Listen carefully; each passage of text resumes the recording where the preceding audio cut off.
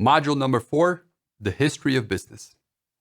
Hi, this is Sebastian Beduva, and I want to welcome you back to our course, The Mission of Teaching Business. In the last module, we looked at the history of education to better understand its fundamentals and context. In this module, we will look at the history of business, since my premises is that teaching business is one of the most effective methods through which we can do missions at home and across the globe. Often, when discussing teaching in the Christian context, we automatically assume it has to be Bible teaching.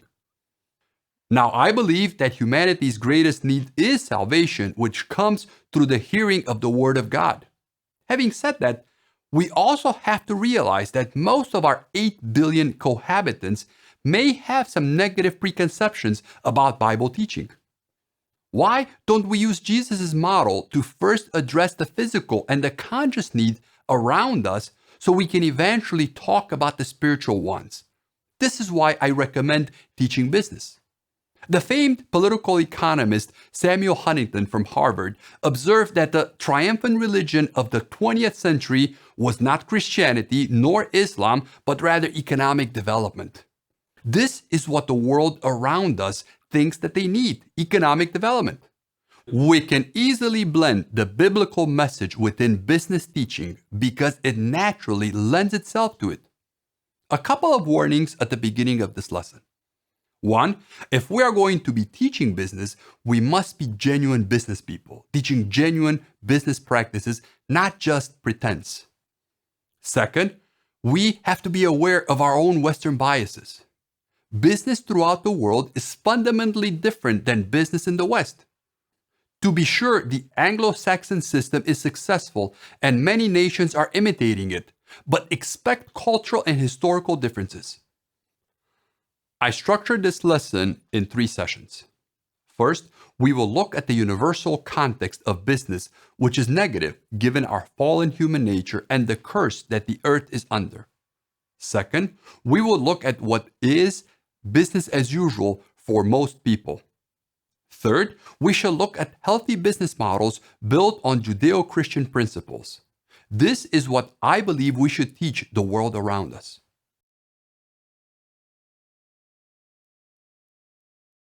Now, you might have heard that business cannot be Christian, or that Christians should not be in business. Although this is a false, non-biblical notion, there's a lot of historical truth to it. Most interactions people had with businesses were not really blessed experiences. Why is that? According to the scriptures, we operate in a fallen world that plots against us. If you read in Genesis chapter 3, verse 17 through 19, we see the curse that the nature is under. And interestingly, this is within a business context. Cursed is the ground because of you.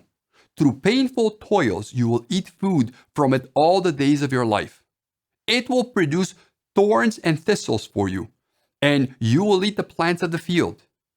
By the sweat of your brow, you will eat your food.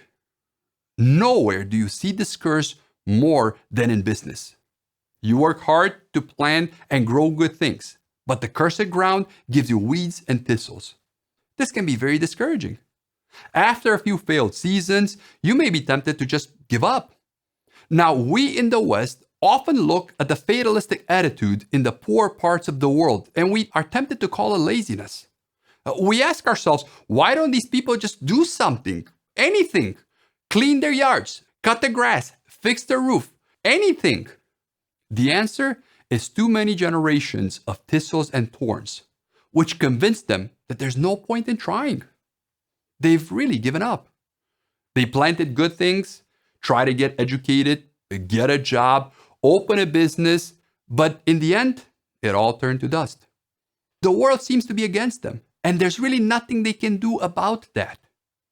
The second issue we must understand about business is that it is undertaken by corrupt people with evil inclination. Again, Genesis chapter 6, verse 5 sums it up.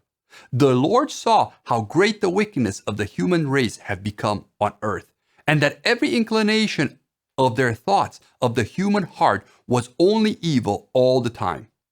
Again, this evil is everywhere, but business is the place where you see it most apparently. Globally, business has a hard-earned and well-deserved reputation for corrupt behavior. We don't have detailed study on this, and this could be an excellent topic for some of you to research during your PhD. But my hypothesis is that natural-born business people have a more negative tendency than the average individual. I mean, let's be honest. We sort of self-select ourselves towards business. We seem to be more comfortable with deception, breaking the law, abusing people, and some other shady tendencies. Given these natural predispositions, some of the historical teachings of the church have been that Christians should stay away from business altogether because it is inherently corrupt. Obviously, that is not the biblical message, but there are some real dangers that we need to be aware of. If you want to go into more detail on this topic, I recommend Dr. Ken Barnes' book, Redeeming Capitalism, who, among others, articulates our calling not to abandon business, but rather to redeem it. Finally, I believe that if you are a Christian actively engaged in redeeming a fallen world in the business, you will have a third problem: spiritual warfare. In Ephesians chapter 6, verse 12, the Bible tells us that our struggle is not against flesh and blood, but against the rulers, against the authorities, against the powers of this dark world, and against the spiritual forces of evil in the heavenly realms. Wow, that's heavy. If you make a stand as an honest business person to mentor and teach others the biblical principles of business, expect spiritual opposition. We vividly see this in the Old Testament case of Job, the businessman, or Daniel, the Old Testament public administrator who experienced severe demonic oppression in their lives. I consult with companies owned by Christians, and I see spiritual opposition in the most unexpected ways. They employ another Christian, expecting them to be a star performer, but instead they become the biggest headache. They form a partnership with another Christian, expecting hard work, honesty, and transparency, yet they get betrayed. In all these struggles, the verse which encourages me and I want to share with you is 1 Corinthians 10:13.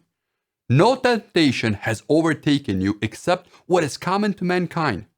And God is faithful. He will not let you be tempted beyond what you can bear. But when you are tempted, He will also provide a way out. Take courage. Whether you see the curse of the ground, the evil in people's hearts, or experience spiritual opposition, God is in control. He has a way out for you and your situation.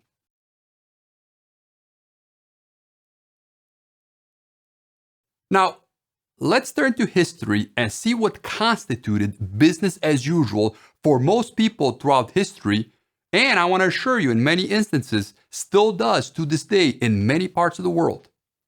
As you may be called to teach business as a mission, please be sure you familiarize yourself with these concepts because they are the default settings of most business activities throughout the world. For most people, business begins with some form of natural resource which is grown or extracted from the earth. The resource is not as important as the fact that people throughout history did not think that they can do anything to it. I mean, you could plant it, harvest it, guard it, trade it, steal it, but not much else. There was never talk of innovation, creativity, or productivity. This is why the economic activity of most people is in commodities, agriculture, oil, gas, copper, and things like that. The second component of historical business was that work was a curse and people had to be forced to do it. In its extreme form, we had slavery where people lost their individual freedom. Most people were farmers, miners, soldiers, resenting their work, while a tiny minority was devising systems to keep them working. And this is the third element of business, where the elites who controlled the process were in charge. This is a powerful minority who often inherited their wealth or held a dominant position in the government. By the way, this is why the line between business and government all over the world is sometimes blurry.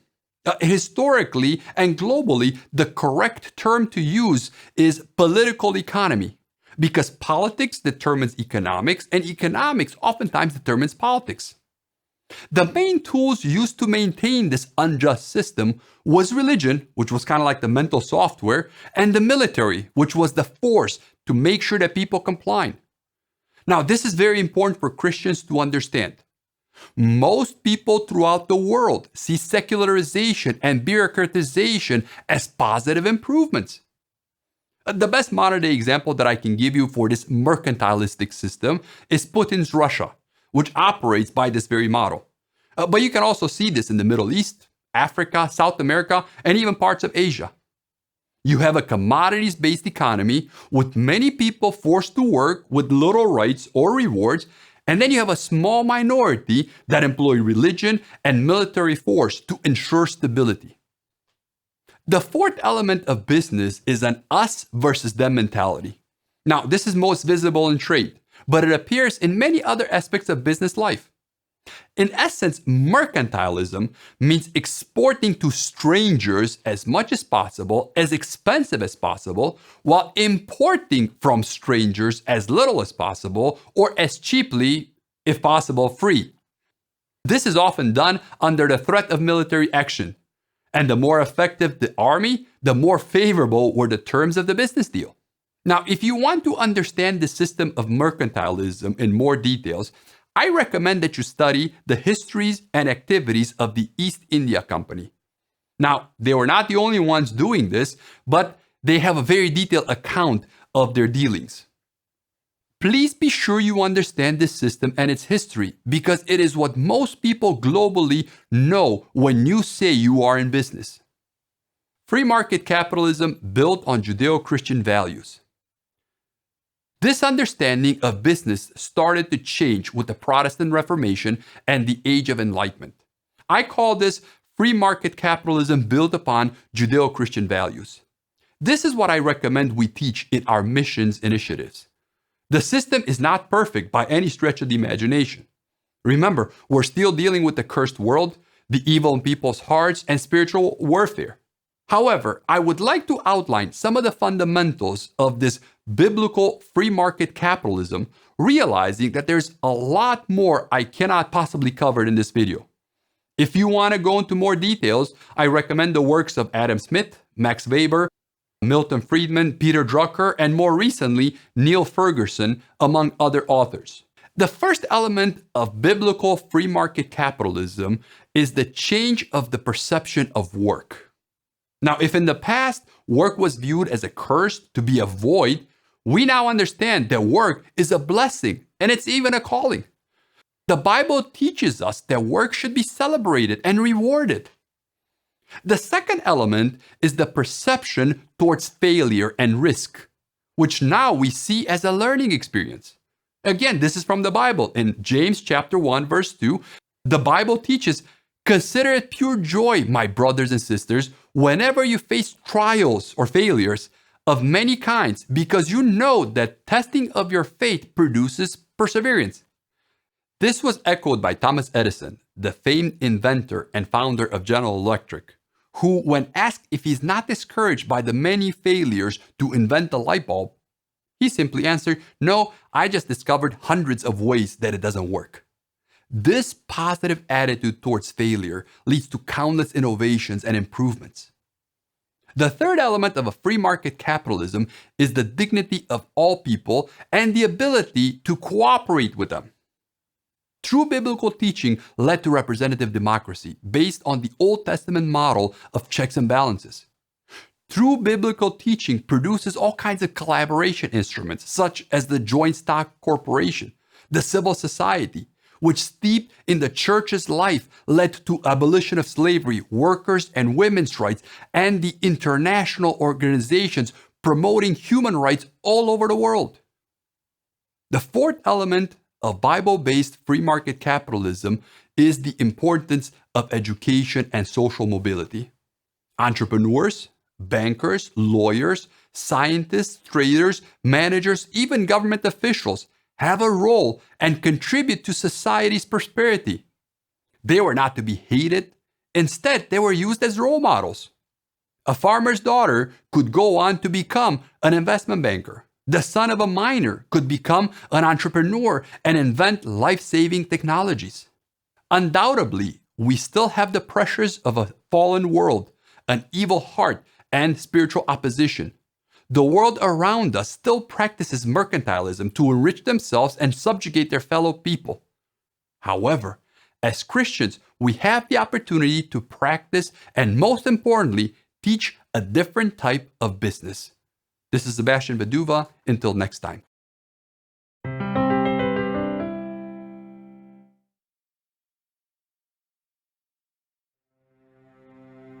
I believe that as Christians, we should be as involved in schools and universities, and we should strive to provide a healthy alternative to the ideology that is shaping the generations of tomorrow.